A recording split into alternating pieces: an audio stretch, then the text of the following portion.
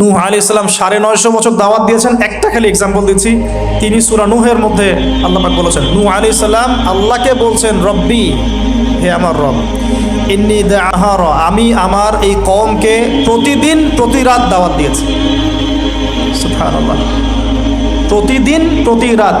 আজকে এসেছি, হয়তো 2-3 মাস পরে আপনাদের এখানে আবার আসতে পারি।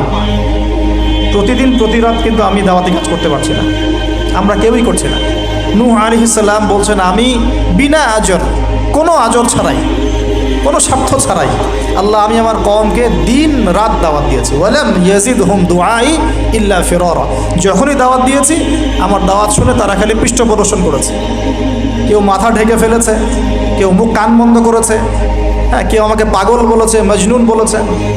এমনকি তিনি যখন নৌকা বানাচ্ছেন আল্লাহ পাকের আদেশে, মানুষ পাশ দিয়ে হেঁটে যায় আর টিটকারি করে, কবে মরুভূমিতে নৌকা চলবে নূহ, তোমার এই নৌকা মরুভূমিতে চলবে কবে? মানুষ টিটকারি মারে। তো এখনও দেখবেন স্ক্যাটোলজিক্যাল কথা বললে, আখিরুজ্জামানে কথা বলে অনেকেই মজা নেয়। কবে আসবে ক্যাশলেস সোসাইটি? বললাম তো চলে আসছে। কবে আসবে মালহামা? বলছি চলে আসবে। কবে আসবে বড় বড় ভূমিকম্প? আসছে, সবর করেন। তো নূহ আলাইহিস সালামের জীবন থেকে শিক্ষা আমরা দাওয়াত দিব। আমরা ফার্স্ট অফ অল জ্ঞান অর্জন করব, ক্লাসিক্যাল সিলেবাস পড়াশোনা করব, ওলামায়ে কেরামের সাথে সোহবত রাখবো এবং দাওয়াতি কাজ করবো ইনশাআল্লাহ। এবং এখানে আমরা মধ্যমপন্থী থাকবো, নট চরমপন্থা, নট শৈথিল্যতাবাদ। নূহ আলাইহিস সালামের জীবন থেকে আরও দাওয়াত, দিন রাত দাওয়াতের মেহনত করা, দিন রাত দাওয়াতের মেহনত করা। আল্লাহ পাক আমাকে আপনাদের সবাইকে তৌফিক দান করুন। কতদিন? 950 বছর। কত বছর? 950 বছর। পুরো আব্বাসীয় খেলাফত ছিল 509 বছর কি 10 বছর মেবি। পুরো আব্বাসীয় খেলাফত 510 বছরের মতো। উমাইয়াদের ছিল 93 ইয়ার্স। আমাদের নবী সাল্লাল্লাহু আলাইহি ওয়াসাল্লামের দাওয়াতের মিশন বয়স ছিল 23 বছর। 950 বছর দাওয়াত দেওয়ার পর তাফসীরের কিতাবে এসেছে 40 or 80 ফ্যামিলিজ, এই 40 বা 80টা ফ্যামিলি ইসলাম কবুল করেছে। তার মানে এখানে শিক্ষা, এক্সট্রাঅর্ডিনারি মুসলিম হতে হলে দাওয়াতের মেহনতে হতাশ হওয়া যাবে না, লেগে থাকতে হবে, লম্বা সময় ধরে দাওয়াত দিতে হবে। আল্লাহ পাক আমাকে আপনাদের সবাইকে লম্বা সময় ধরে বিশ্বে দাওয়াতি কাজ করার তৌফিক দান করুন। আর সামনে যাই। নিজের ছেলে ইসলাম কবুল করে নাই নূহ আলাইহিস সালামের, নিজের স্ত্রী ইসলাম কবুল করে নাই। তার মানে আমাদের ফ্যামিলিগুলো এমন হতে পারে যে ফ্যামিলি নিজের ছেলে কথা শুনছে না, নিজের স্ত্রী কথা শুনছে না। পরোয়া করতে হবে না, তাদের পরোয়া করতে হবে না, শুধু দাওয়াত দিতে হবে। সেই অবস্থা লূত আলাইহিস সালামেরও, তারও স্ত্রী ইসলাম কবুল করছে না। আল্লাহ পাক তাদেরকে ধ্বংস করেছেন। নূহ আলাইহিস সালাম লূত আলাইহিস সালামকে উদ্ধার করেছেন। এখানে আমরা আমাদের দিনী বোনদেরকে রিকোয়েস্ট করব, আপনারা সবাই আপনাদের ফ্যামিলিতে খাদিজা রাদিয়াল্লাহু আনহা, আয়েশা রাদিয়াল্লাহু আনহা রোল প্লে করেন। নূহ আলাইহিস সালাম আর লূত আলাইহিস সালামের স্ত্রী রোল প্লে করবেন না। আনফর্চুনেটলি এখনকার যে বিজি সিটিসগুলো, মানে যেগুলো আমরা বলি বস্তুবাদী শহরগুলো, ফ্যামিলিগুলো দিন দিন ক্রাশ করছে। সম্পর্কের টানাপোড়া, বিচ্ছেদ, ডিভোর্সড, আকীদা আদর্শের মিল নাই, স্বামী ইসলাম প্র্যাকটিস করলে স্ত্রীর সমস্যা, স্ত্রী প্র্যাকটিস করলে স্বামীর সমস্যা। এই প্রবলেমসগুলো আমাদেরকে সলভ করতে হবে। আল্লাহ পাক আমাদেরকে সবর করার তৌফিক দান করুন। পারিবারিক তালিমটা খুব বেশি ইম্পর্টেন্ট। পরিবারের তালিম চালু করা উচিত। পরিবারে কোরআন এবং হাদিসের কিতাবগুলো থেকে দার্সের ব্যবস্থা করা উচিত এবং সপরিবারেই ওলামায়ে কেরামদের সাথে পরামর্শ করে চলা উচিত। ইনশাআল্লাহ ভালো হবে। আল্লাহ পাক তৌফিক দান করুন। নূহ আলাইহিস সালামের আরেকটা কথা বলে শেষ করি। শেষে যখন নৌকা ডুবছে, তিনি তার ছেলেকে তখনও পিতৃস্নেহে ডাকছেন, নৌকায় আসো বাবা। ছেলে বলছে যে আমি পাহাড়ে উঠে যাব, ইয়াসিমুনি মিনাল মা, এই পাহাড় আমাকে পানি থেকে বাঁচাবে। নূহ আলাইহিস সালাম বলছেন, আল্লাহ তুমি আমার ছেলেকে বাঁচাও, ইন্নাহু মিন আহলি, সে আমার পরিবারের একজন। আমরা বলি না আমাদের সন্তানদের ক্ষেত্রে, আল্লাহ পাক বলছেন লাইসা মিন আহলিক, সে তোমার পরিবারের কেউ না। এখানে একটু হার্ড লাইনে যেতে হবে আমাদেরকে। অনেক সময় আমরা আমাদের ফ্যামিলির মধ্যে এমন কিছু মানুষকে পাই যারা টোটালি ইসলামকে ডিসকারেজ করেন, অস্বীকার করেন, নাস্তিকতায় লিপ্ত থাকেন, ইসলামের বেসিক ফান্ডামেন্টালগুলোকে ডিনাই করেন, এই ব্যাপারে কঠোর হওয়া উচিত। আল্লাহ পাক আমাদেরকে বোঝার তৌফিক দান করুন। পাতা উল্টালে এরপর একজন নবীর নাম আসে না, আসে একজন নেতার নাম। মুসা আলাইহিস সালামকে আল্লাহ পাক একটা বিজয় অভিযান দিয়েছিলেন বাইতুল মাকদাস, অনেকে বলেন মাকদিস, আমাদের দি স্টেট অফ ইসরায়েল যেটা দখল করে আছে। এটা নিয়ে তো অনেক বলেছি আগে, আজকে আর বলছি না। পৃথিবীতে সবচেয়ে বড় জালেম সভ্যতা যদি কেউ থেকে থাকে, এটা সেটা। এর চেয়ে বড় জালেম আমি আমার জীবনে কখনো দেখি নাই, ইতিহাসে পড়িও নাই, কোনোদিনও পড়ি নাই। নির্মমভাবে দিনের পর দিন, মাসের পর মাস নয়, বছরের পর বছর নির্যাতনের স্টিম রোলার চালাচ্ছে। বিশ্ববাসী তাকিয়ে তাকিয়ে দেখছে, কারো কিচ্ছু বলার নাই, যেন কারো কিচ্ছু করার নাই। এই জায়গায় বিজয় অভিযানে পাঠানো হচ্ছে মুসা আলাইহিস সালামকে, কিন্তু তিনি তার কওমের জন্য একজন নেতা নির্বাচন করছেন। তার কওম বলছে, আমাদেরকে একজন নেতা দিন যার আন্ডারে থেকে আমরা আমালেকা সম্প্রদায়ের বিরুদ্ধে যুদ্ধ করব। এখন মুসা আলাইহিস সালাম বলছেন, আল্লাহ পাক যদি কোনো নেতা দেন, তোমরা যদি আবার পালানো শুরু করো। কারণ বনু ইসরায়েল সম্পর্কে তার খুব মারাত্মক কিছু অভিজ্ঞতা আছে। ফেরাউনের কবল থেকে মুক্তি পাওয়ার পরে বাছুর পূজা শুরু করেছে। তোমরা তো এই আদেশ আসলে পিছনে পালানো শুরু করবা। তারা বলল, না, আমরা পালাবো না, আমরা অবশ্যই সামনে অগ্রসর হব। কেন পালাবো? আমাদের জান মাল দিয়ে আমরা প্রয়োজনে ফাইট করব, এবং আমরা আমাদের স্ত্রী সন্তানদেরকে রক্ষা করব। আমাদের বাড়িঘর তারা লুটপাট করছে, আমরা ওদেরকে প্রতিহত করব। অনেক কথা বলেছে, সূরা বাকারাতেই পাবেন আপনি সব। তো আল্লাহ রাব্বুল আলামিন একজন ব্যক্তিকে সেখানে নেতৃত্ব দিলেন, তার নাম তালুত। কি নাম ভাইয়া? তালুত। এবং তালুতের আন্ডারে যুদ্ধ করছেন একজন ছোট বলছি কারণ তখন তার বয়স 12 থেকে 14 বছর। তিনি পরবর্তীতে নবী হয়েছেন, তার নাম দাউদ আলাইহিস সালাম। এই তালুত সম্পর্কে কি নাসিহত, কেন এক্সট্রাঅর্ডিনারি মুসলিম হওয়ার সাথে কি সম্পর্ক? কোরআনের পাতা উল্টালে তালুত সম্পর্কে দুটো কথা পাওয়া যায়। বনু ইসরাইল বলছেন যে তালুত নেতৃত্বের যোগ্য নয়, তার তো সম্পদ নাই, তার তো খ্যাতি নাই। আমরা তো এটাই বলি, নেতৃত্ব কখন আসে? খ্যাতি আছে আপনার, আপনি নেতা হওয়ার যোগ্য, সম্পদ আছে, আপনি নেতা হওয়ার যোগ্য। আমাদের থটসটা এরকম, এটা বনু ইসরাইলের ইহুদিদের থটস, ঠিক আছে? কিন্তু আল্লাহ পাক বলছেন, সূরা বাকারাতে আছে যে আল্লাহ রাব্বুল আলামিন তাকে দিয়েছেন বাসতাতাও ফিল জিসমি ওয়াল ইলম। তালুতকে আমি নেতৃত্ব দিয়েছি কারণ তালুতকে আমি আল্লাহ দুটো নেয়ামত দিয়েছি। এক হচ্ছে শারীরিক ফিজিক্যাল শক্তি এবং সুস্থতা, এবং জ্ঞানের প্রজ্ঞার পারদর্শিতা। তাহলে নেতৃত্বের দুটো গুণ পেলাম, প্রজ্ঞা, জ্ঞান এবং শারীরিক সুস্থতা, শক্তি। এক্সট্রাঅর্ডিনারি মুসলিম হতে হলে আমাদের সবাইকে সুস্থ থাকতে হবে, ফিজিক্যালি স্ট্রং থাকতে হবে। এটার জন্য এখনকার লাইফস্টাইল ত্যাগ করতে হবে। You have to change your food habits and lifestyle. এখন এটা নিয়ে আমিও বেশি কথা বলছি কারণ আমি নিজেও ট্রাই করছি। বিশ্বাস করেন, আপনাদেরকে আমি ফখর করে বলছি না। এক একটা স্টেডিয়াম আমরা যখন ছোট, 20 বছর বয়স, 20 থেকে 25, 10 রাউন্ড আমাদেরকে আগে দিতে হতো, 10 রাউন্ড। এখন 3, হাইয়েস্ট 4। তাহলে ওই তালুতের ওই স্ট্রেংথ কিন্তু আমার কাছে এখন নাই। তার মানে আমার কাছে এখন নেতৃত্বের যোগ্যতাই নাই। তাহলে আমাদের এমপি মন্ত্রীদের কি হবে? বাংলাদেশের কথা বলছি। তাহলে কি হবে? কেউ হুইল চেয়ারে, কেউ জ্বর হলে সিঙ্গাপুরে, কেউ ওইখানে অপারেশন, কেউ ওইখানে। ফিজিক্যালি ফিট কয়জন আছেন? আমি কিন্তু তাদের সাথে খুব মজা করে কথা বলি। তাদের সাথে আমার ভালো সম্পর্ক। ভালো সম্পর্ক মানে ফ্রেন্ডলি সম্পর্ক, মানে নাসিহত করি, নাসিহত। এক ভাই বলছিলেন, ওনাদের একজন বড় কর্মকর্তা, দোয়া করেন আমার জন্য একটু খাস করে সেজদায়, যে ঠিক আছে আমি আপনার জন্য দোয়া করব, আল্লাহ পাক আপনাকে তাগুতের বিধান থেকে বের করে নিয়ে আসুন। ঠিক আছে? তো যাই হোক, আল্লাহ তাদেরকে হেদায়েত করুন, দোয়া করি আমরা, আল্লাহ হেদায়েত করুন। এখন আমাদেরকে এক্সট্রাঅর্ডিনারি মুসলিম হতে হলে অবশ্যই ফিজিক্যালি ফিট থাকতে হবে। তালুতকে আল্লাহ পাক ফিটনেস দিয়েছেন। আর ফিটনেস কীভাবে আমরা রক্ষা করব আমরা বুঝবো এটা।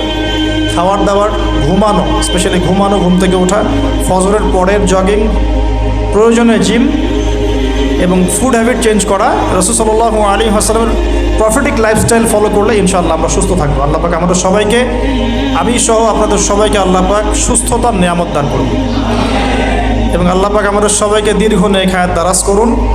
এই হায়াতকে আল্লাহর দ্বীনের জন্য ব্যয় করার তৌফিক দান। আরেকটা হচ্ছে ইলম, আবারও জ্ঞানের কথা আসলো। তালুতকে আমি জ্ঞান দিয়েছি। ইউতাল হিকমা, আল্লাহ পাক বলছেন যে ওয়ামা ইউতাল হিকমাতা ফাকাদ উতিয়া খায়রান কাসীরা, যাকে প্রজ্ঞা দেয়া হয়েছে তাকে প্রচুর প্রচুর প্রচুর কল্যাণ দেওয়া হয়েছে। সুবহানাল্লাহ। পাতা উল্টাই সামনে যাই, এক্সট্রাঅর্ডিনারি মুসলিম ছিলেন আরেকজন, তার নাম হচ্ছেন দাউদ আলাইহিস সালাম, যিনি তালুতের বাহিনীতে যুদ্ধ করছেন। আমালেকা সম্প্রদায়ের মধ্যে অনেক বিশাল দেহি কিছু মানুষ ছিলেন, তার মধ্যে একজনের নাম জালুত। ওই জালুত নাকি একাই 100 জনের সাথে লড়াই করতে পারত। তো তালুত যখন নদী পার হচ্ছে তখন বলেছিল যে কেউ পানি খাবে না, শুধুমাত্র 1 ঢোক পানি খেতে পারবে। যে ব্যক্তি পানি খাবে তাহলে ইসলামিন সে আমার কিন্তু অন্তর্ভুক্ত হতে পারবে না। তাফসিরে আসছে মাত্র 313 জন সৈন্য পানি না খেয়ে থাকতে পেরেছে। ওই যে বদরে 313 জন, ঠিক তালুতের যুদ্ধেও 313 জন। এটা অনেকে জানেন না, বদর যুদ্ধ হয়েছে 313 জন সাহাবী, তালুতের সাথেও ছিল মাত্র 313 জন। আর এদিকে আমালেকা সম্প্রদায়ের বিশাল বাহিনী। এখন আমালেকা সম্প্রদায়ের মধ্যে এক যোদ্ধা আছে, তার নাম জালুত, যে একাই 100 জনের সাথে লড়াই করতে পারে। আল্লাহ রাব্বুল আলামিন তার সাথে মোবারাজার জন্য দাউদ আলাইহিস সালামকে আদেশ করছে। দাউদ আলাইহিস সালামের বয়স তখন 14 বছর। বলা হচ্ছে তাফসীরের কিতাবে, দাউদ আলাইহিস সালাম দূর থেকে একটা যে গুলতি বলি আমরা, বাটুল গুলতি টাইপের, এগুলো নিক্ষেপ করে এটা সরাসরি তার এই 2 চোখের মাঝখানে গিয়ে লাগিয়েতেই তার ইন্তেকাল হয়ে গেছে, মৃত্যু হয়ে গেছে। জালুত শেষ। এটা দেখে আমালেকা সম্প্রদায় পিছনে পালানো শুরু করেছে। 313 জন নিয়ে এই মুসা আলাইহিস সালামের নেতৃত্বে, তালুতের নেতৃত্বে এই বাহিনী বাইতুল মাকদিস বিজয় করেছে। এই বাইতুল মাকদিসের হিস্ট্রি অনেক অনেক প্রাচীন। এরা তো এখানকার নতুন আবর্জনা, এরা এখানকার নতুন নব্য আবর্জনা, কারণ এর হিস্ট্রি অনেক লম্বা, অনেক লম্বা। এর হিস্ট্রি এত লম্বা যেটা নিয়ে একটা কিতাবই লেখা যায়, যে জেরুজালেমের হিস্ট্রি, এই ইতিহাস পড়ে দেখেন। তো যাই হোক, এখন দাউদ আলাইহিস সালাম থেকে আমাদের কি শিক্ষা আছে একটু দেখি। এক্সট্রাঅর্ডিনারি মুসলিম হতে হলে কি করতে হবে? দাউদ আলাইহিস সালাম সম্পর্কে আল্লাহ রাব্বুল আলামিন 2টো কথা বলেছেন। এক, আল্লাহ রাব্বুল আলামিনের কাছে দাউদ আলাইহিস সালামের নামাজ অনেক অনেক বেশি পছন্দের ছিল এবং আল্লাহ রাব্বুল আলামিন দাউদ আলাইহিস সালামের রোজাটা অনেক বেশি পছন্দ করতেন। আমরা কি জানি তিনি কেমন করে রোজা রাখতেন? একদিন রোজা রাখতেন, পরের দিন রাখতেন না, তারপরে আবার রাখতেন, তারপর রাখতেন না, তারপর আবার রাখতেন, তারপর রাখতেন না। এইভাবে তিনি সারা বছর রোজা রাখতেন। সুবহানাল্লাহ। এবং রাতের বেলা এত চমৎকার করে জাবুর তেলাওয়াত করতেন আর নামাজে দাঁড়িয়ে থাকতেন, তার এই জাবুরের তেলাওয়াত শুনতে পাখি, অনেক তাফসীর আসছে পাখি, মাছ, অন্য প্রাণী, তারা এসে চুপ করে বসে তার তেলাওয়াত শুনত। এগুলো কোনো গাল গল্প নয়। বিশ্বাস করেন আল্লাহ পাকের এই পৃথিবীতে যত মাখলুক আছে সবাই আল্লাহর ইবাদত করে, সবাই। আল্লাহ পাক তো আমার নামাজের মুখাপেক্ষী নন। আসমান নামাজ পড়ছে, জমিন নামাজ পড়ছে, চন্দ্র সূর্য নামাজ পড়ছে, পাহাড় পর্বত নামাজ পড়ছে। একজন সুফি পীর সাহেবের সাথে সাক্ষাৎ হয়েছিল, তিনি বলেছেন যে আমাদের বডির মধ্যে যে কীটপতঙ্গগুলো থাকে সেগুলোও তাসবিহ পাঠ করে। তা আল্লাহ পাক তো আমার নামাজের মুখাপেক্ষী নন। তো এখান থেকে এক্সট্রা অর্ডিনারি মুসলিম হতে হলে, আহসান হতে হলে আমাদেরকে নামাজ ঠিক করতে হবে। আল্লাহ পাক আমাদের সবাইকে দাউদ আলাইহিস সালামের মতো সুন্দর করে নামাজ পড়ার তৌফিক দান করুন। আর দাউদ আলাইহিস সালামের এই সুন্নতের উপর আমল কে করেছেন সবচেয়ে বেশি? আমাদের নবী মুহাম্মদ সাল্লাল্লাহু আলাইহি ওয়াসাল্লাম। অ্যাটলিস্ট আমরা তার মতো করে নামাজটা তো পড়তে শিখব। বিশ্বাস করেন এখন ম্যাক্সিমাম মসজিদ, আমি এখানকার অবস্থা জানি না, আমি আমার লোকালিটির কথা বলছি, ম্যাক্সিমাম মসজিদ বাইতুল্লাহ থেকে এখন বাইতুল নাস হয়ে গেছে। বুঝতে পারেননি? বাইতুল্লাহ মানে আল্লাহর ঘর, যেখানে আল্লাহর বিধান চলবে, আল্লাহর মতো আল্লাহ যেভাবে সন্তুষ্ট হন সেই নামাজ চলবে। এখন চলছে বাইতুন নাস, মানুষের সন্তুষ্টির নামাজ, মানুষের সন্তুষ্টির নামাজ। মসজিদ কমিটির অনেক মসজিদ কমিটির সভাপতি সব সুদখোর, ঘুষখোর, দুর্নীতিবাজ ভর্তি। ইমাম সাহেব কিছু বলতেও পারে না, বেচারা কি বলবে, বললেই তো চাকরি শেষ। একদিন এক ইমাম সাহেবের সাথে গল্প হচ্ছিল, তিনি বলছেন যে আমি ভাই প্রথম দিন খুতবা দিয়েছি সুদের উপরে, প্রথম দিন খুতবা দিয়েছি সুদের উপরে, তারপরে আমাকে সুন্দর করে রিমান্ডে নিয়ে নিল আর কি কমিটি, তারপরে তওবার উপরে আমি আলোচনা করেছি, তওবার উপরে আলোচনা। এগুলো কিন্তু বাস্তবতা। বাইতুন নাস হয়ে গেছে মসজিদগুলো এখন। নামাজের কোনো আধ্যাত্মিকতাই পাচ্ছেন না আপনি, মারেফতি নাই। এই যে আমরা দাঁড়িয়ে বলি আউযু বিল্লাহি মিনাশ শাইতানির রাজিম মিন নাফখিহি ওয়া নাফসিহি ওয়া হামজিহি, কত পার্সেন্ট মানুষের অর্থ জানে? আমরা বলি বিসমিল্লাহির রহমানির রহিম, এই বিসমিল্লাহির রহমানির রহিম মানে বিসমিল্লাহ, খালি এতটুকু সিনটা শোনা যায়, বাকি আর কিছু শোনা যায় না। অথচ শুধু এই বিসমিল্লাহর প্রতি সম্মান প্রদর্শন করার জন্যে আল্লাহ পাক সাবার রানী বিলকিসকে ইসলাম কবুলের সৌভাগ্য দিয়েছিলেন। মনে আছে সুলাইমানের চিঠি? হয়তো অনেকে পড়েছেন। সুলাইমান আলাইহিস ইসলাম চিঠি দিয়েছেন, আমার কাছে আত্মসমর্পণ করো। তো রাজার পরিষদ সবাই বলছে আমরা উলুল কুওয়া, আমরা শক্তিশালী, আদেশ করেন লড়াই করব। বিলকিস বলছে না, ইন্নাহু মিন সুলাইমান, এটা সুলাইমানের পক্ষ থেকে আসছে। ওয়া ইন্নাহু বিসমিল্লাহির রহমানির রহিম, এখানে আছে পরম করুণাময় অসীম দয়ালু আল্লাহর নামে শুরু করছে। এই বিসমিল্লাহর প্রতি সম্মান প্রদর্শনের ওসিলায় আল্লাহ রাব্বুল আলামিন এই সাবার রানী বিলকিসকে এই ইসলাম কবুলের সৌভাগ্য দিয়ে দিয়েছেন। বিসমিল্লাহ ঠিক নাই তেলাওয়াতে, কোরআন তেলাওয়াত ঠিক নাই নামাজের মধ্যে, এক একটা হরফের উচ্চারণ কোথায় কি হচ্ছে কি বুঝতেই পারছি না আমরা। আলহামদুলিল্লাহ রাব্বিল আলামিন কি বললো আল্লাহই ভালো জানে। এটা কি মন্ত্র নাকি? আলহামদুলিল্লাহি রাব্বিল আলামিন একটা অনুভূতি আছে, একটা অর্থ আছে। সমস্ত প্রশংসা এই জগৎ সমূহের রব আল্লাহর জন্য। আর রহমানির রহিম, যিনি পরম করুণাময় অসীম দয়ালু, একটা ফিলিংস আছে। মালিকি ইয়াউমিদ্দিন, যিনি বিচার দিনের মালিক। ইয়াকা না'বুদু, আমরা শুধু তোমার ইবাদত করি। ওয়া ইয়াকা নাস্তাঈন, শুধু তোমার কাছেই সাহায্য চাই।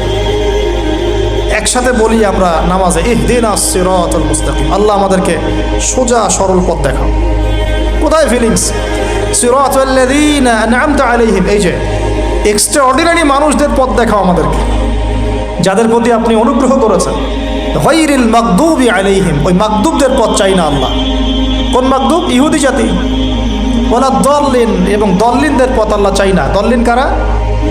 নাসারা। এখন দেখেন তো সারা ওয়ার্ল্ডের প্রত্যেকটা ডিপার্টমেন্ট কাদের?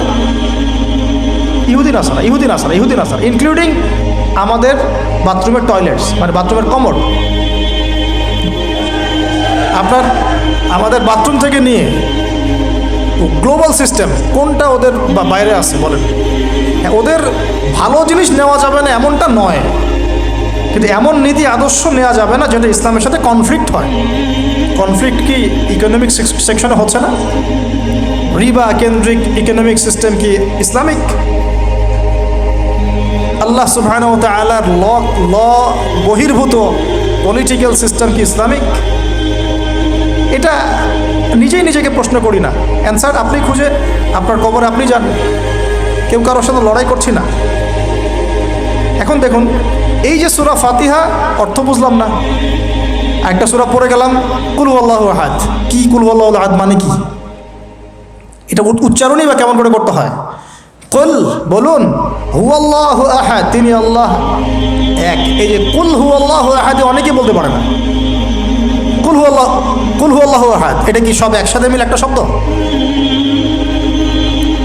এখানে প্রস্রাব করিবেন না, কমা, নাকি করিলে জরিমানা হইবে। তো কমাটা চেঞ্জ করে দেন, এখানে প্রস্রাব করিবেন, না করিলে জরিমানা। তাহলে আমরা তো কোরআনকে এরকম বানিয়ে ফেলছি এখন।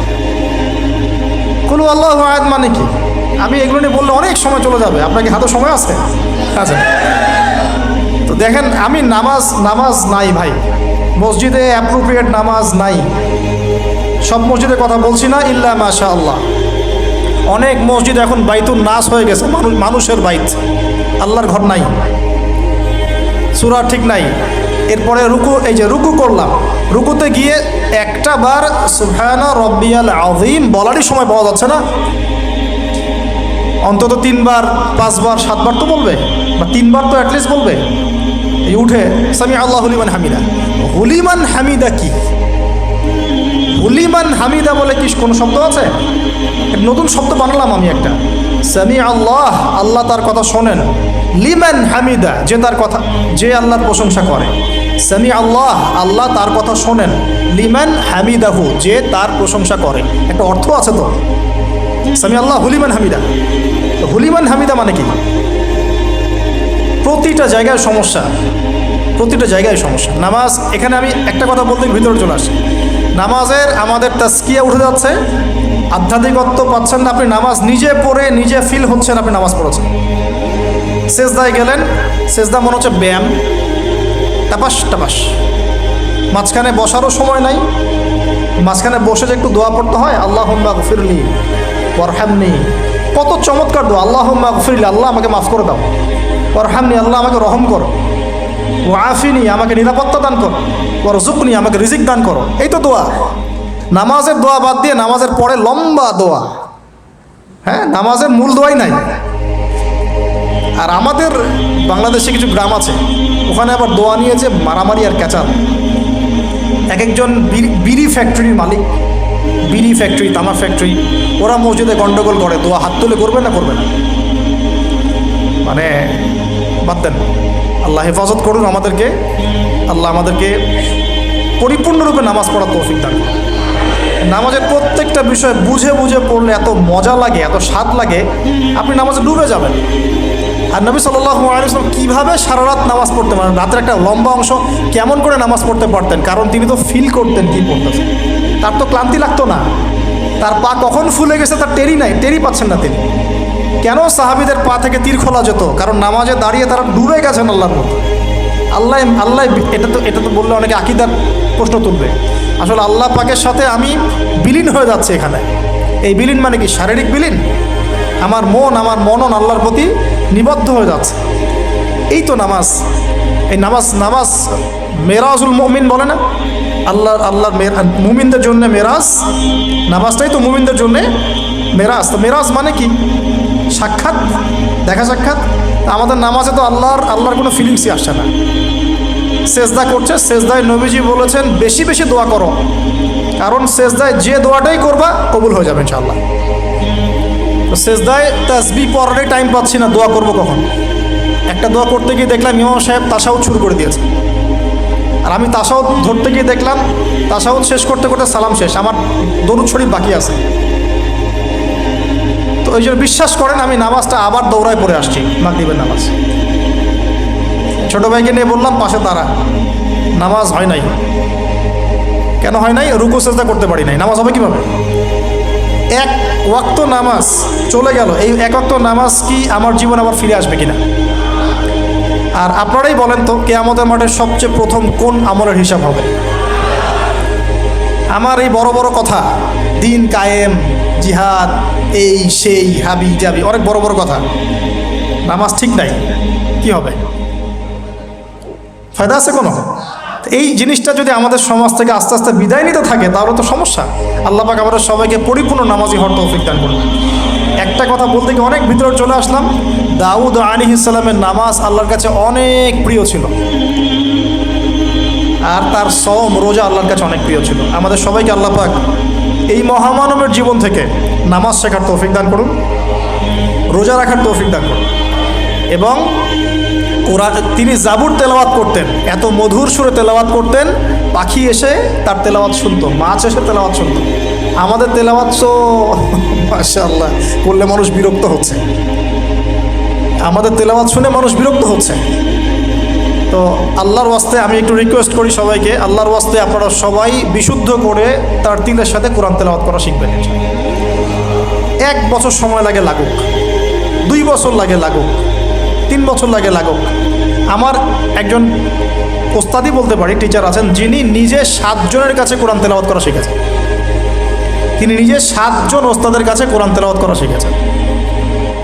এর কোনো শেষ নাই। চমৎকার করে, সুন্দর করে, মাধুর্যের সাথে কোরআন তেলাওয়াত করা শিখুন। আল্লাহ পাক আমাদের সবাইকে ডেইলি অন্তত 1 পারা করে তেলাওয়াত করার তৌফিক দেন। এতে ইনশাল্লাহ জীবনে বরকত হবে, হায়াতে বরকত হবে, রিজিকে বরকত হবে, আল্লাহর সাথে কানেকশন থাকবে, কোরআনের সাথে আপনার সম্পর্ক থাকবে। কোরআন কাল কিয়ামতে আপনার পক্ষে সাক্ষী দিবে। আল কোরআন হুজ্জাতুল লাকা ওয়া আলাইক, কোরআন আপনার পক্ষে সাক্ষী দিবে বা বিপক্ষে সাক্ষী দিবে। আল্লাহ রসুল বলছেন, লা হাসাদা ইল্লা ইসনাতাইন, 2 জন ব্যক্তি ছাড়া কারো প্রতি ঈর্ষা করা জায়েজ নাই। এক, রাজুলুন আতাহুল্লাহুল কোরআন, এমন একজন ব্যক্তি যাকে আল্লাহ পাক কোরআন দিয়েছেন, সুবহানাল্লাহ। ইয়াকুমু বিহি আনা আল-লাইল ওয়া আনা আন-নাহার, যে কোরআন কেন্দ্রিক, সে দিনের বেলা আমল করে, রাতে তাহাজ্জুদের নামাজ পড়ে। আরেকজন ব্যক্তি রাজুলুন আতাহুল্লাহু মালান, একজন ব্যক্তি যাকে আল্লাহ পাক সম্পদ দিয়েছেন, ইউনফিকু বিহি আনা আল-লাইল ওয়া আনা আন-নাহার, এই টাকা পয়সা, মাল সম্পদ ইসলামের জন্য সে দিন রাত খরচ করে।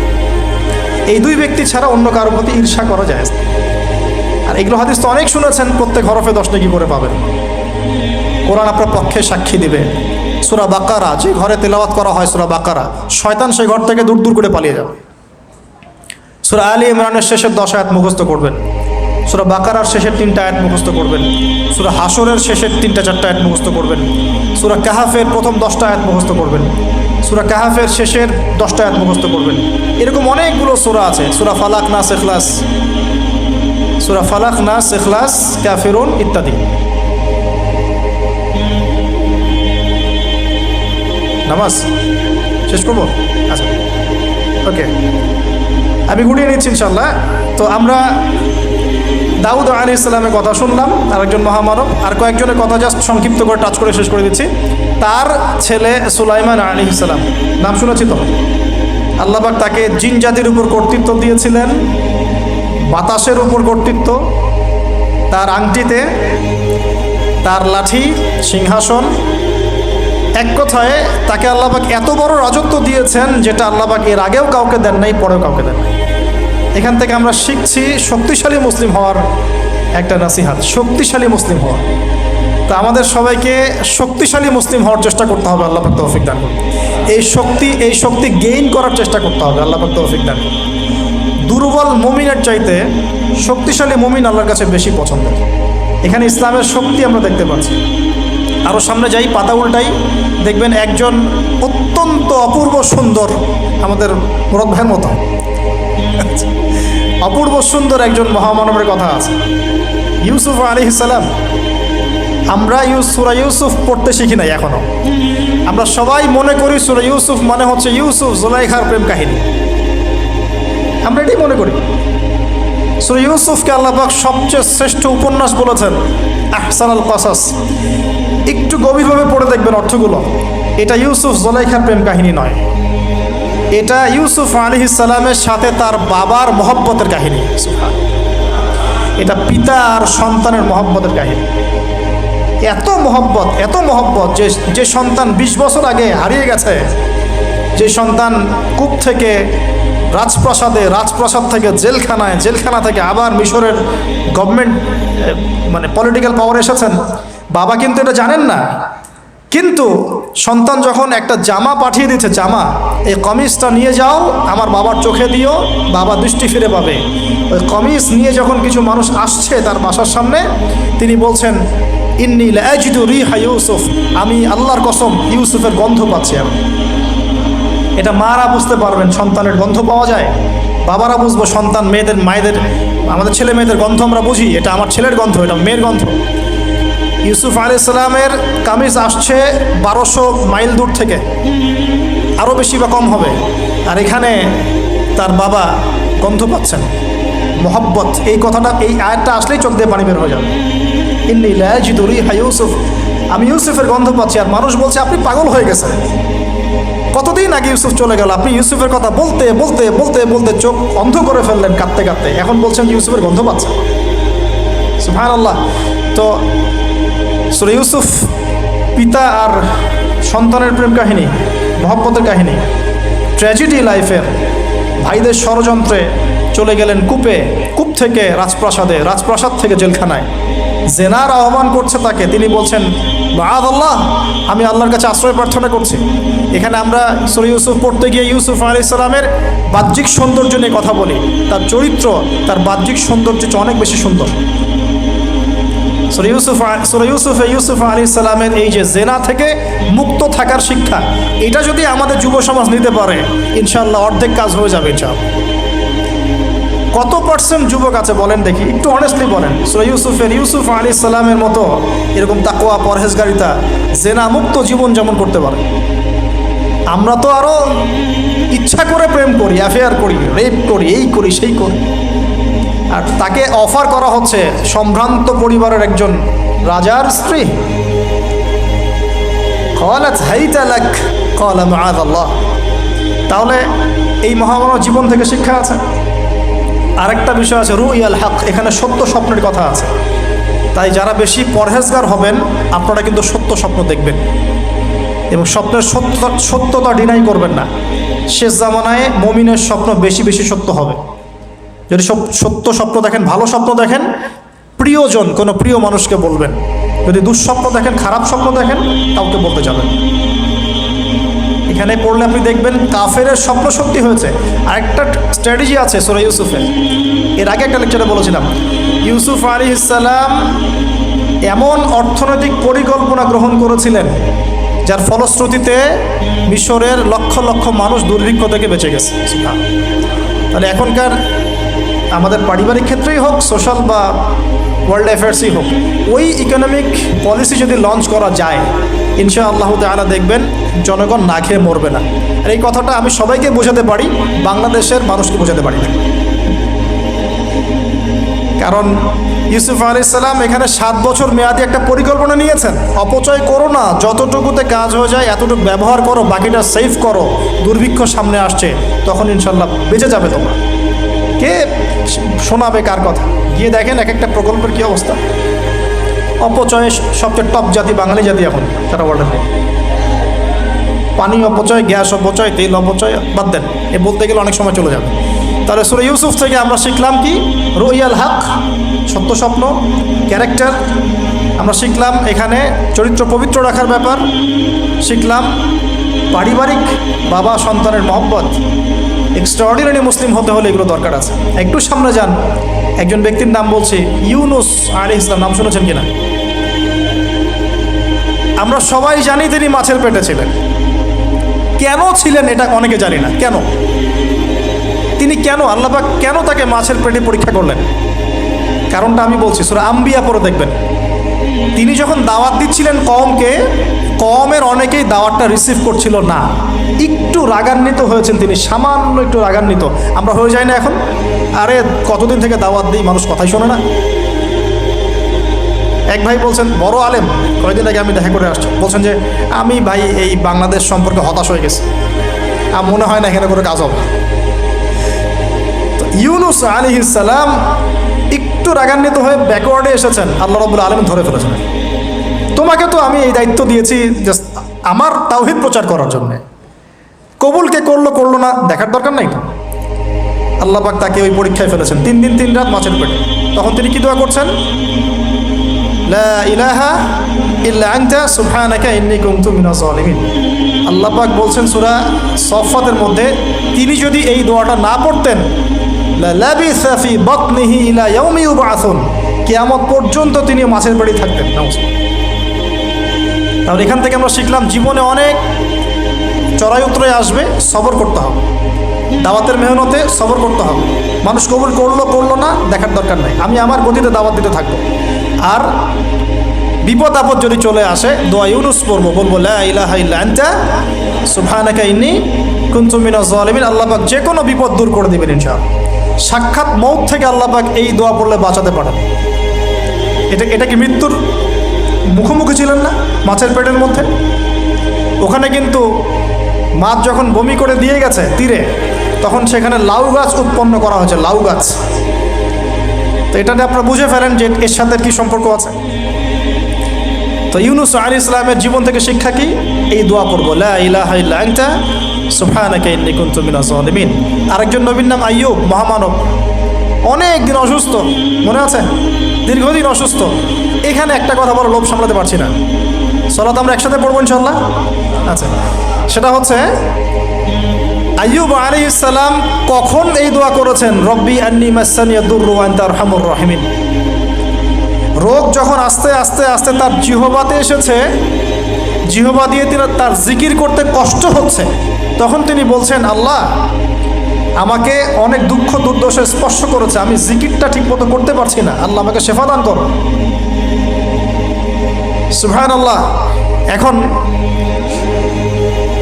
আল্লাহ রাব্বুল আলামিন তাকে গোসল করালেন, সুস্থতা লাভ করলেন, তাকে আহাল পরিবার দিলেন, আরোগ্য দান করলেন। শিক্ষা জীবনে যত বড়ই রোগ ব্যাধি বিপদ আপদ বালা মুসিবত আসুক না কেন, এই দোয়াটা পড়বো, আশাহত হব না, হতাশ হব না, আল্লাহর প্রতি সুধারণা রাখবো, দোয়া করবো রব্বি আন্নী মাসসানিয়া দুর ওয়া আনতা আরহামুর রাহিমিন, ইনশাআল্লাহ শেফা হয়ে যাবে। সেই লোভনীয় কথাটা এটা, আইয়ুব আলাইহিস সালামের শরীরে রোগ ছিল, কলবে কি রোগ ছিল? আইয়ুব আলাইহিস সালামের কলবে কি রোগ ছিল? রোগটা দেহে ছিল। এখন 1 মিনিটের জন্য যদি আমরা আমাদের পোশাকটাকে চেঞ্জ করি, দেহটাকে কলবের পোশাক দেই, কলবটাকে দেহের পোশাক দেই, বলেন তো কত % মানুষ সুস্থ থাকবে? কথাটার ভিতরে ঢোকেন। মনে করেন আমাদের দুটো পোশাক, বাইরের দেহের পোশাক, একটা ভিতরের কলবের পোশাক। দেহে আমরা এখন সুস্থ সবাই, তাই তো? এখন এই দেহটাকে আমরা কলবের রূপ দিলাম, কলবটাকে আমরা দেহের রূপ দিলাম। এখন দেখেন তো কত % মানুষ সুস্থ আছে? আমাদের মধ্যে 99% মানুষ অসুস্থ না এখন, বিকজ আমাদের সবারই কলব অসুস্থ। এই কলবের মধ্যে হিংসা আছে, বিদ্বেষ আছে, জেনা আছে, পরকীয়া আছে, লোভ আছে, লালসা আছে, কি নাই? তাহলে বলেন তো আইয়ুব আলাইহিস সালামের এই দোয়া পড়ার সবচেয়ে বেশি হকদার কে? তিনি না আমরা? বুঝতে পারছেন না? ওই দোয়াটার উপর আমল করার সবচেয়ে বড় হকদার কার বেশি প্রয়োজন, আমাদের না তার? ব্যাস, আমরা এখন আমাদের নামাজে দোয়া পড়বো, রব্বি আন্নী মাসসানিয়া দুররু ওয়া আনতা আরহামুর রাহিম। আল্লাহ আমাদের কলবে রোগ হয়ে গেছে, আল্লাহ তুমি আমাদের এই রোগ থেকে শেফা দান করো। কারণ কলব শেফা না হলে কোনোদিনও আমাদের আমল কিন্তু কবুল হচ্ছে না। কলবের মধ্যেই সমস্যা থাকলে আমল কবুল হচ্ছে না। আল্লাহ মাফ করুক আমাদেরকে।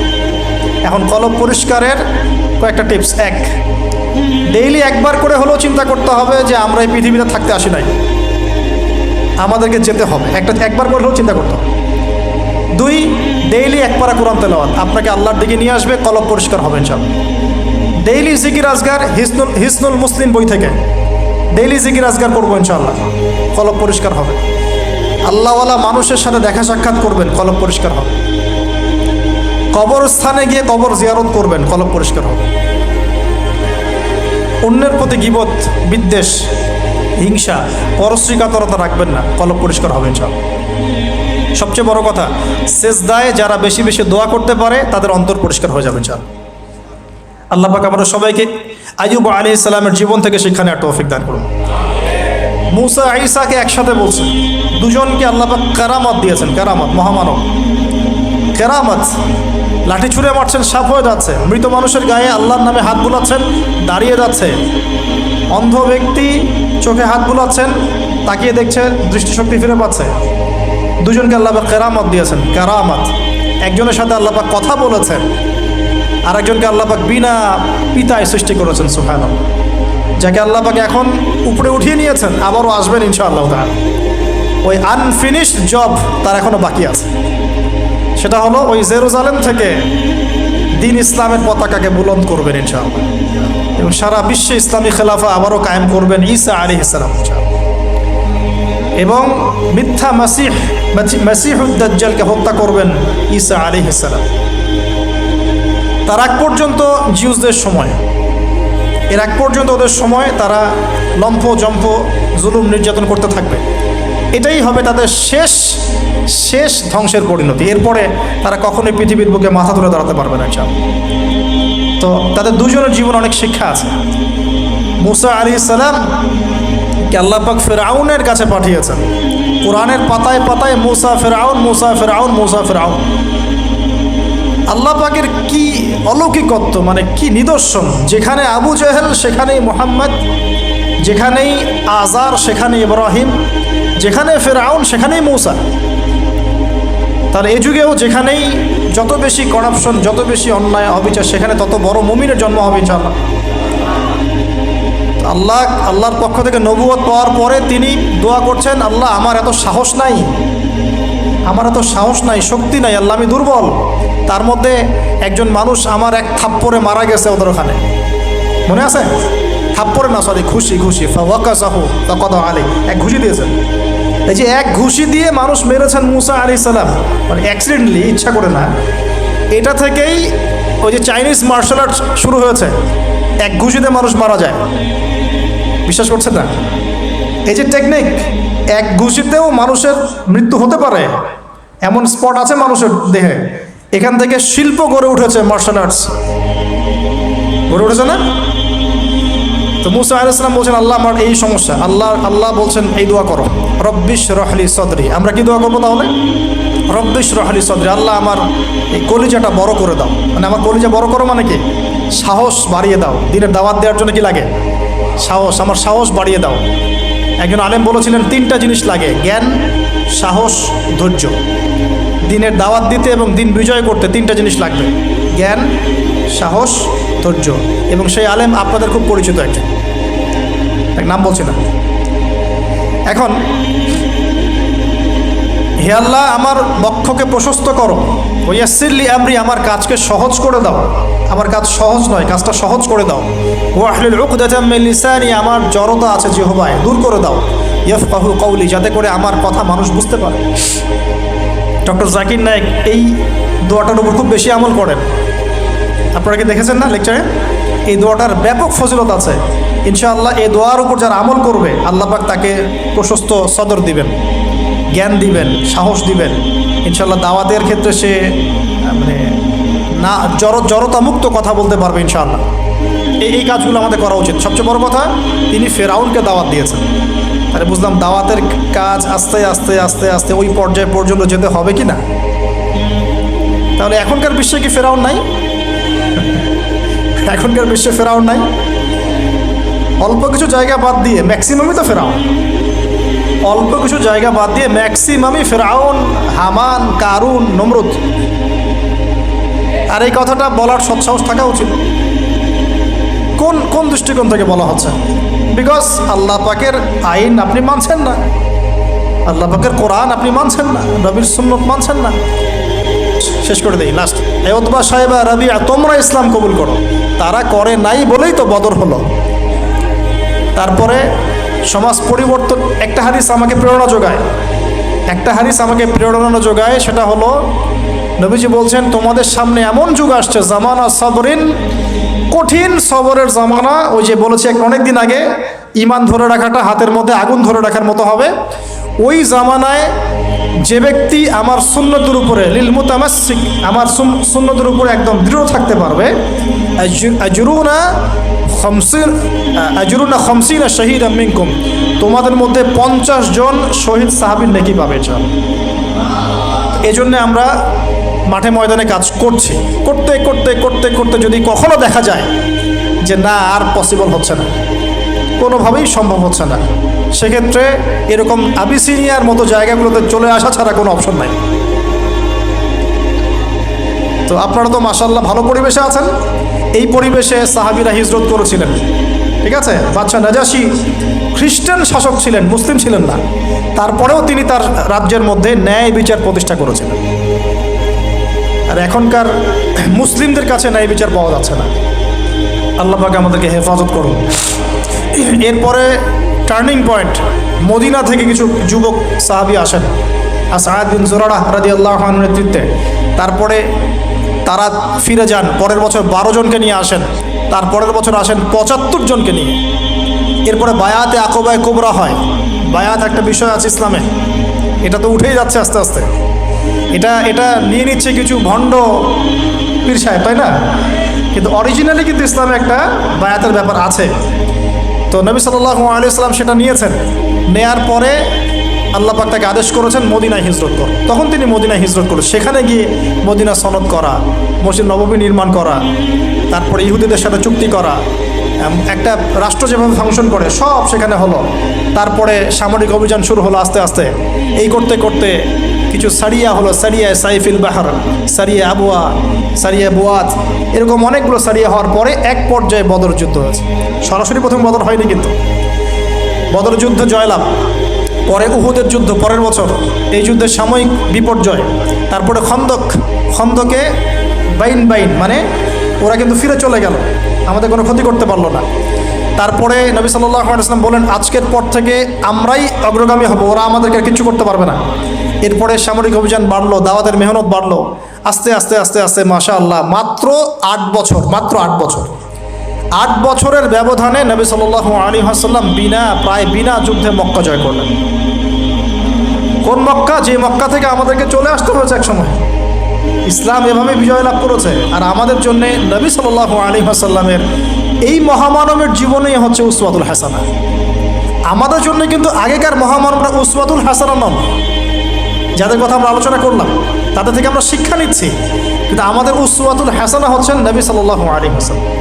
তার এই সিরাত, তার এই জীবনী পড়লে আমরা আমাদের ব্যক্তি জীবন, দাওয়াতের জীবন, পারিবারিক জীবন, কখন কি করতে হবে, এই পুরো বিষয়টা আমরা খুব ভালো করে আয়ত্ত করতে পারব।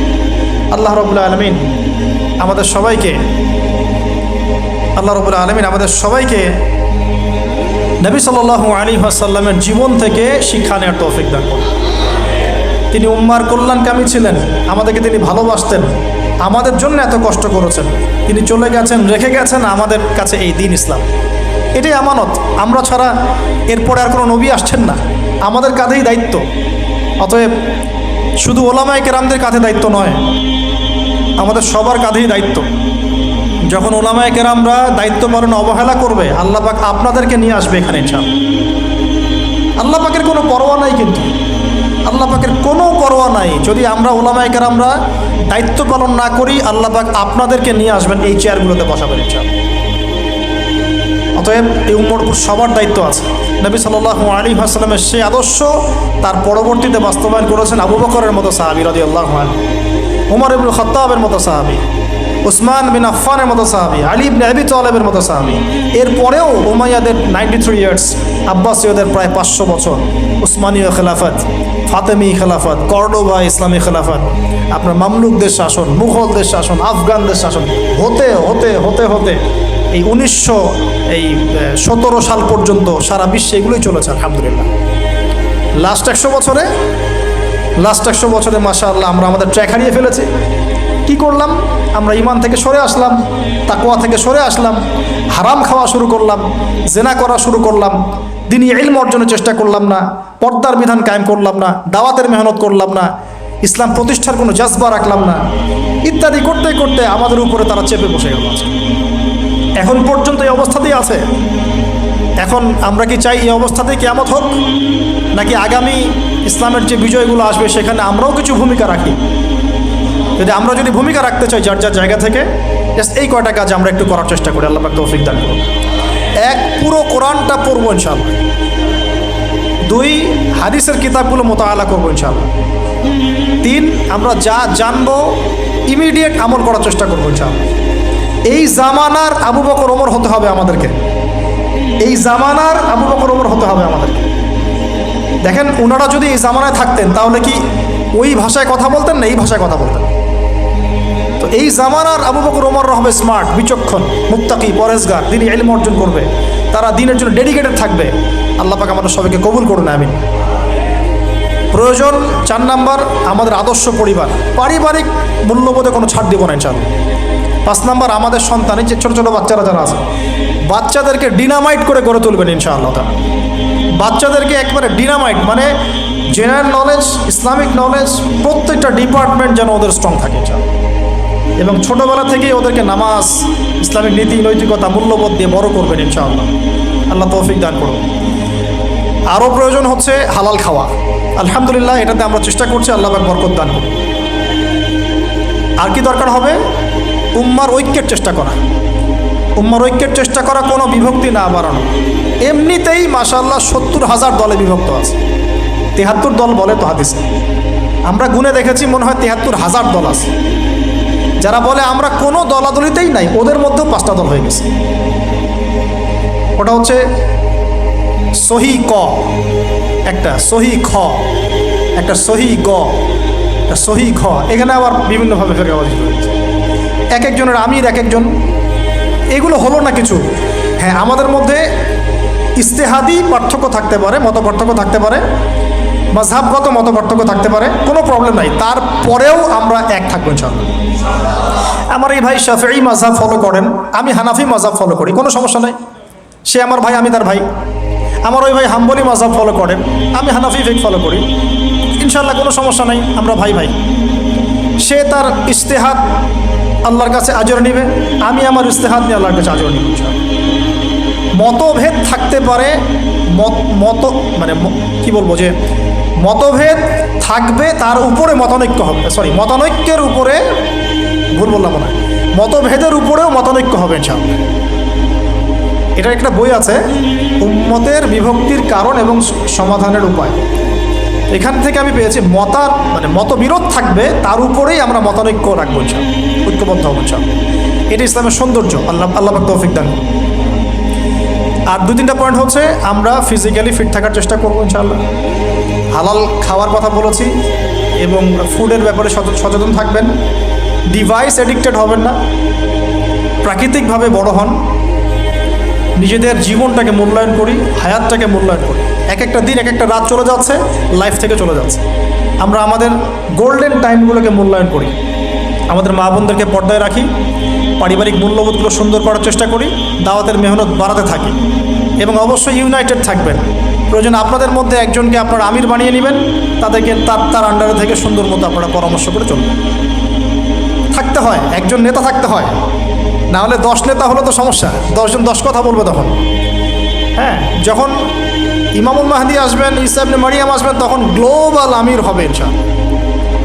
এখন তো গ্লোবাল আমির নাই, আছে তো কমিউনিটি বেস আপনারা পরামর্শ করে সুরাভিত্তিক চলার চেষ্টা করেন। আল্লাহ পাক তৌফিক না করে না। সবশেষ কথা হচ্ছে এই, যদি আমরা এভাবে আমাদের জীবনটা কাটাতে পারি, ইনশাআল্লাহ সূরাতুল বাকারার এই 207 নম্বর আয়াতের উপর আমল হয়ে যাবে ইনশাআল্লাহ। আমরা সেই সব বান্দাদের অন্তর্ভুক্ত হব ইনশাআল্লাহ, যাদের ব্যাপারে আল্লাহ পাক বলেছেন, ওয়ামিনান নাস, মানুষের মধ্যে কিছু মানুষ আছে, মাই ইয়াশরি নাফসাহু ইবতিগাআ মারদাতিল্লাহ, যারা আল্লাহ পাকের সন্তুষ্টির জন্য তাদের জীবনটাকে ঢেলে দিয়েছে। যারা আল্লাহ পাকের জন্যে, আল্লাহর সন্তুষ্টির জন্যে তার জীবনটা, নফসটাকে ঢেলে দিয়েছে ইনশাআল্লাহ। আল্লাহু রাউফুম বিল ইবাদ, এই মানুষগুলোর জন্য আল্লাহ পাক হবেন প্রচণ্ড রকম কোমল, নরম, সফট। আল্লাহ পাক আমাদের সবাইকে সেই সব বান্দাদের অন্তর্ভুক্ত হওয়ার তৌফিক দান করুন, সকলেই বলে আমিন। আজকের মতো এই পর্যন্ত থাকবো। আকুলু কওলি হাযা আস্তাগফিরুল্লাহ লি ওয়া লাকুম ওয়া লিসাইরিল মুসলিমিন। বারাকাল্লাহু লানা ওয়া লাকুম বিল আয়াতিল হাকিম। ইন্নাহু তাআলা জাওয়াদুন কারীম রাউফুর রহিম। একজনের কথা বলতে ভুলে গিয়েছিলাম, এটা বাসায় গিয়ে পড়বেন, কালকে শুক্রবার আছে। সূরাতুল কাহফ, আসহাবুল কাহফের ঘটনাটা পড়ে দেখবেন। আর আমাদের নবীগণের পিতা ইব্রাহিম আলাইহিস সালামের জীবনটা একটু পড়ে দেখবেন, তার জীবন থেকে কি শিক্ষা নেওয়ার আছে। আল্লাহ পাক আমাদের সবাইকে কোরআনের পাতা থেকে, এই মহামানবদের জীবন থেকে শিক্ষা নেওয়ার তৌফিক দান করুন, এবং এক্সট্রা অর্ডিনারি মুসলিম হওয়ার তৌফিক দান করুন।